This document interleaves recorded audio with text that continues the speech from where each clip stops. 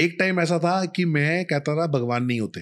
अच्छा। मैं बोलता था, मतलब मुझे खुद यकीन नहीं होता कि मैं ऐसी बातें करता रहा, पर मुझे लगता है जो लोग ऐसी बातें करते हैं ना, उन्हीं को भगवान दिखाते हैं कि देख मैं हूं, और फिर वही इंसान सबसे बड़ा विश्वास करने वाला बन जाता है। 10th क्लास में था और मेरे इंग्लिश टीचर बताए कि जो हनुमान चालीसा पढ़ता है ना, उन्होंने इस तरीके से बोला, आज भी याद है मुझे उनकी शक्ल, जो हनुमान चालीसा पढ़ता है ना उसमें इतनी शक्ति आ जाती है, इतनी शक्ति आ जाती है कि वो किसी को भी हरा सकता है।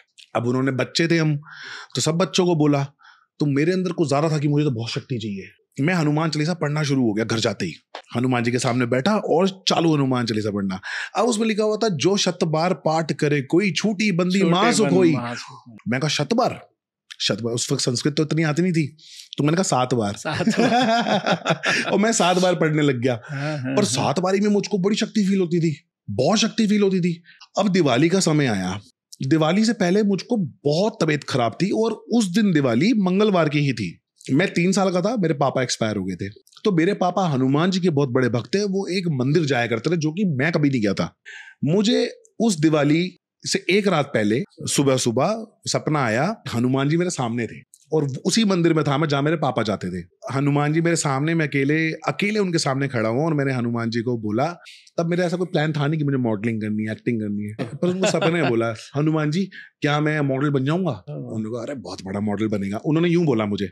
और इतने में मैं दूसरा क्वेश्चन पूछने जा रहा था, क्या हुआ, भीड़ आ गई एकदम से हनुमान जी को देख के, और मैं पीछे होता चला गया।